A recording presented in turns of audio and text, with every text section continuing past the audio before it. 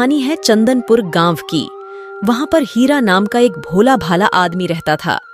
हीरा का उसी गांव में एक छोटा सा घर था। घर में वह और उसकी पत्नी और एक छोटा सा बच्चा रहता था, जो उसकी पत्नी को अभी अभी कुछ दिन पहले ही हुआ था। हीरा के पास जमीन तो खूब सारी थी, पर वह सारी जमीन बंजर थी। उस जमीन पर कोई भी फसल नहीं हो पाती थी, जिस कारण वह अपना घर चलाने के लिए एक सेठ के यहाँ पर काम करता था।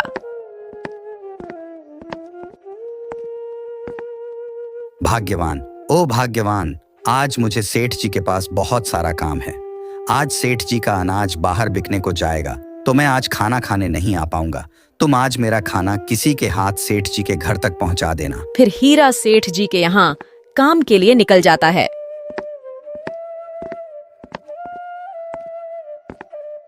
आज तो कोई नजर नहीं आ रहा जिसके हाथ में यह खाना पहुंचा सकूं।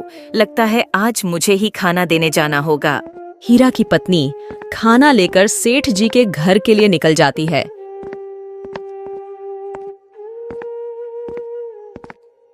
मगर रास्ते में उसे एक सांप काट लेता है। अरे बाप रे, ये किसने काट लिया? मुझे कांटा तो छुआ ही नहीं है। कितना दर्द हो रहा है। सांप के काटते ही वह जमीन पर गिर जाती है और वहां पर बहुत सारी भीड़ इकट्ठा हो जाती है।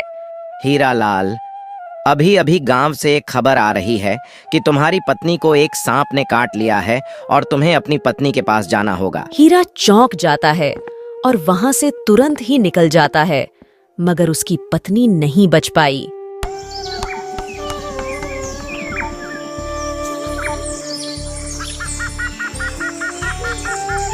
सब खत्म हो गया। तुम मुझे और अपने इस बच्चे को अकेला ही छोड़ गई। अब इस बच्चे को मैं कैसे पालूंगा? इससे बढ़िया तो मैं भी मर जाता।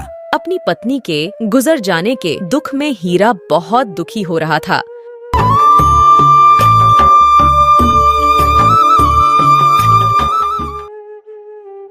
कुछ सालों बाद हीरा के जीवन में खुशी का माहौल बनता है। राकेश बेटा अब तक बहुत बड़ा हो चुका था और उसकी वन विभाग में सरकारी नौकरी लग चुकी थी। आज बेटा तुझे लड़की वाले देखने आ रहे हैं।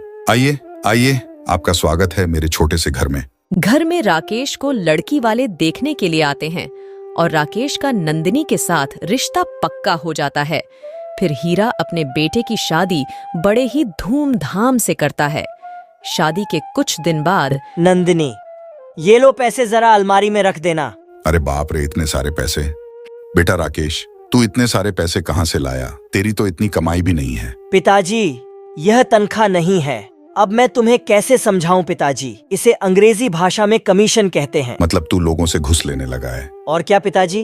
बेटा, तेरी माँ के गुजर जाने के बाद भी मैंने तुझे पढ़ाया लिखाया और इतनी बढ़िया नौकरी के काबिल बनाया, और आज तू उसी कुर्सी का फायदा उठाकर गरीब लोगों से घूस ले रहा है। तुम्हें क्या पता पिताजी, ईमानदारी के रास्ते पर चलने वाला हमेशा पीछे रह जाता है।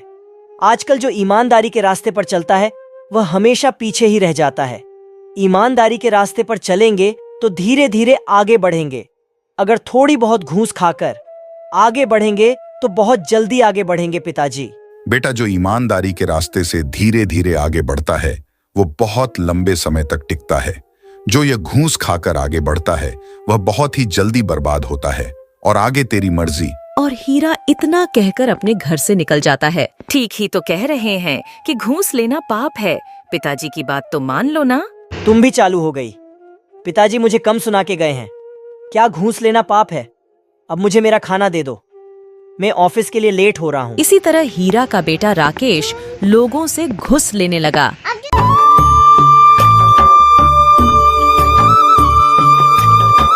वह हर रोज ढेर सारे पैसे लाने लगा, पर हीरा को बिल्कुल भी पसंद नहीं था। अरे बेटा, ये मुझे पसंद नहीं है। तू मेरे लिए ये लोगों से घुस खाना बंद क्यों नहीं कर देता? अरे पिताजी, तुम तो मेरे हाथ धोकर पीछे ही पड़ गए। ये घूस घूस लगा रखा है। मैं घूस लेना बंद नहीं कर सकता।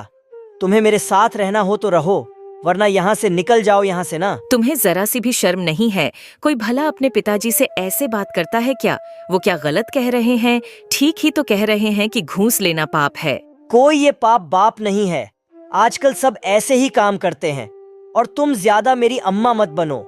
तुम्हें भी इस घर में तो रहना हो तो रहो, वरना तुम भी यहाँ से निकलो। अरे बेटा, मेरे कारण तुम दोनों आपस में मत लड़ो, मैं ही इस घर को छोड़कर चला जाता हूँ। अरे पिताजी, इन्होंने तुम्हें गुस्से में आकर घर छोड़कर जाने को कह दिया। आप तो सच में घर छोड़कर जाने को तैयार हो गए। पिताजी, तुम कहाँ पर रहोगे? बेटा, तू मेरे रहने की चिंता मत कर, मैं तो कहीं पर भी रह लूंगा। इतना कहकर हीरा घर छोड़कर चला जाता है। अरे तुम कैसे बेटे हो जो अपने पिता को घर छोड़कर जाने के लिए एक बार भी नहीं रोक सके? हीरा अपना घर छोड़कर सेठ जी के घर पर जाता है क्या हुआ हीरा, आज तो तुम समय से पहले काम पर आ गए। और हीरा सेठ जी को अपने बेटे की सारी बात बता देता है। अरे बाप रे, तुम्हारे बेटे ने तुम्हें घर से निकाल दिया, ये तो उसने बहुत गलत किया। हीरा, तुम चिंता मत करो, आज से तुम मेरे साथ मेरी हवेली में रहो। नहीं सेठ जी, मैं तो अपने खेत में ही रह लूंगा। हीरा, तुम वहां पर कैसे रह पाओगे? सेठ जी, मैं वहां आराम से रह लूंगा। तुम्हारा मुंह उतरा उतरा क्यों लग रहा है? आज ऑफिस में कुछ हुआ क्या? हाँ, आज मैं लोगों से घूस लेता पकड़ा गया और अब मुझे अपनी नौकरी से भी निकाल दिया गया है। मैंने जितना भी घूस का पैसा खाया है तो मुझे सरकार को वापस लौटाना होगा। मुझे बिल्कुल भी समझ नहीं आ रहा है, अब मैं क्या करूंगा? हीरा अपने खेतों के बीच में एक झोपड़ी तैयार करता है और उसी झोपड़ी में रहने लग जाता है।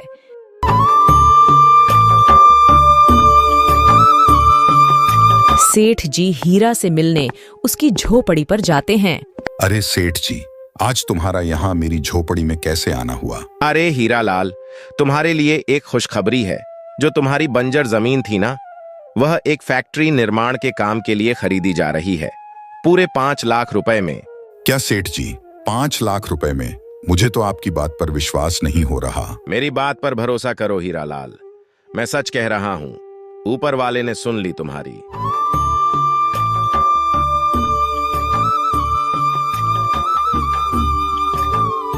हीरा अपनी बंजर जमीन को बेचकर उसी गांव में जमीन के पैसे से एक बढ़िया सा घर बनवा लेता है और उधर सरकार द्वारा पैसे लेने के बावजूद सरकार उनका घर भी जब्त कर लेती है, जिस कारण राजेश और नंदिनी को वह घर खाली करके जाना पड़ा। आज तुम्हारे लालच के वजह से पिताजी भी घर छोड़कर चले गए और आज हमें भी घर से बेघर होना पड़ा तुम्हारे लालच के चक्कर में।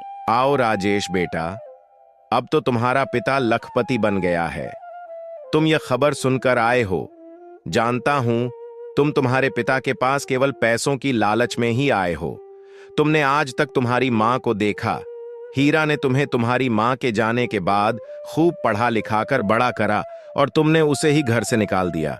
तुम्हें यह सब करते बिल्कुल भी शर्म नहीं आई। सेठ जी, अब छोड़िए, वो अभी बच्चा है, उससे एक छोटी सी गलती हो गई। पिताजी, मुझे माफ कर दो, मुझसे गलती हो गई। आपकी बात नहीं मानने के कारण आज मेरे हाथ से नौकरी भी चली गई। कोई बात नहीं बेटा, तुझे कहा था ना मैंने कि ईमानदारी के रास्ते पर चलेगा तो तू खूब आगे जाएगा। अब देख लिया ना बेईमानी के रास्ते का परिणाम।